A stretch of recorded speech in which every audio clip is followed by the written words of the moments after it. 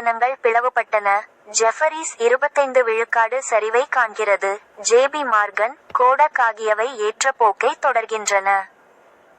NDTV profit வெளியிட்டது. TCS இன் முதல் காலாண்டு முடிவுகள் பெரும்பாலும் எதிர்பார்த்தபடியே இருந்தன. ஆனால் மந்தமான வளர்ச்சி, லாப வரம்பு அழுத்தம் மற்றும் இரண்டாம் காலாண்டில் தேவை மீட்சி அடையும் என்ற நம்பிக்கைகள் குறித்து தரகு நிறுவனங்களிடையே கருத்து வேறுபாடுகள் நிலவுகின்றன. டாடா கன்சல்டன்சி சர்வீசஸ் லிமிடெட்டின் முதல் காலாண்டு முடிவுகள் தரகு நிறுவனங்களிடையே பிளவை ஏற்படுத்தியுள்ளன. மந்தமான வளர்ச்சி மற்றும் லாப வரம்புகளில் உள்ள அழுத்தம் ஆகியவற்றுக்கு மத்தியில் தேவை மீட்சி குறித்த நம்பிக்கையை ஆய்வாளர்கள் எடை போடுவதால் பங்கின் விலை இலக்குகள் ரூ.1800 முதல் ரூ.2500 வரை உள்ளன.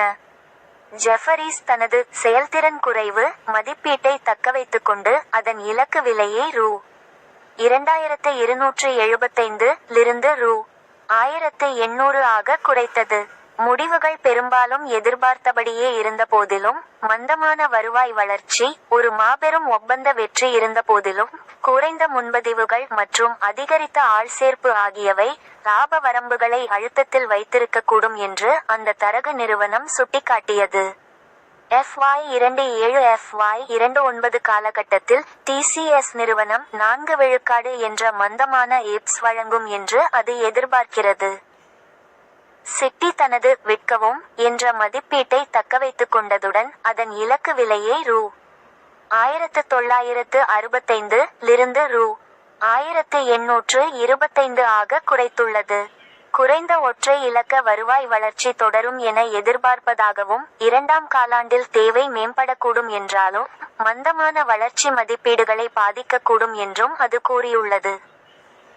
இருப்பினும், ஏற்றம் காணும் தரகு நிறுவனங்கள் மீட்சியின் ஆரம்ப அறிகுறிகளை காண்கின்றன. ஆக்சிஸ் கேப்பிட்டல், வலுவான வேலைவாய்ப்பு மற்றும் வங்கி, நிதிச் சேவைகள் மற்றும் காப்பீட்டுத் துறை (BFSI) வளர்ச்சியில் ஏற்பட்ட மீட்சியை காரணம் காட்டி, தனது "வாங்கலாம்" என்ற பரிந்துரையை தக்கவைத்து தனது இலக்கு விலையை ரூ.2500 ஆக சிறிதளவு குறைத்தது. கோல்ட்மேன் சாக்ஸ் ரூ.2370 இலக்கு விலையுடன் "வாங்கலாம்" என்ற பரிந்துரையை தக்கவைத்துக் கொண்டது. அதே சமயம் ஜே.பி. மார்கன் ரூ.2400 இலக்கு விலையுடன் "ஓவர்வெயிட்" என்ற பரிந்துரையை தக்கவைத்துக் கொண்டது. கோடக் செக்யூரிட்டீஸ் டிசிஎஸ் ஒரு கடினமான மாற்றத்தை சமாளிக்கும் ஒரு திடமான நிறுவனம் என்று கூறி, தனது "வாங்கலாம்" என்ற மதிப்பீட்டையும் ரூ.2450 இலக்கு விலையையும் தக்கவைத்துக் கொண்டது. இரண்டாம் காலாண்டில் தேவை மீண்டும் தொடங்கும் என்றும், உற்பத்தி மற்றும் உயிர் அறிவியல் துறைகள் மேம்படும் என்றும் நிர்வாகம் நம்பிக்கையுடன் உள்ளது. இருப்பினும், செயற்கை நுண்ணறிவு தொடர்பான பணவாட்டம், புவிசார் அரசியல் நிச்சயமற்ற தன்மை மற்றும் பரந்த பேரியல் பொருளாதார தடைகள் ஆகியவை மீட்சியின் வேகத்திற்கு முக்கிய அபாயங்களாக நீடிக்கின்றன. டிசிஎஸ் மீதான தரகு கட்டணங்கள். ஜெஃபரீஸ் செயல்திறன் குறைவு மதிப்பீட்டை தொடரவும், இலக்கு விலையை ரூ.2275 லிருந்து ரூ.1800 ஆக குறைக்கவும். முடிவுகள் பெரும்பாலும் எதிர்பார்த்தபடியே இருந்தன, ஆனால் வருவாய் வளர்ச்சி மந்தமாகவே இருந்தது. ஒரு மெகா ஒப்பந்தம் கிடைத்தபோதிலும் முன்பதிவுகள் மந்தமாக இருந்தன. அதிகரித்த ஆள்சேர்ப்பு லாப வரம்புகளை அழுத்தத்தில் வைத்திருக்கக்கூடும். மதிப்பீடுகளை 1 விழுக்காடு வரை குறைத்து, FY27-29 காலகட்டத்தில் EPS CAGR சுமார் 4 விழுக்காடு என்ற மிதமான அளவில் இருக்கும் என எதிர்பார்க்கிறது. சிட்டி விற்க என்ற பரிந்துரையை தொடரவும், இலக்கு விலையை ரூ.1965 லிருந்து ரூ.1825 ஆக குறைக்கவும். முதல் காலாண்டு எதிர்பார்த்தபடியே இருந்தது.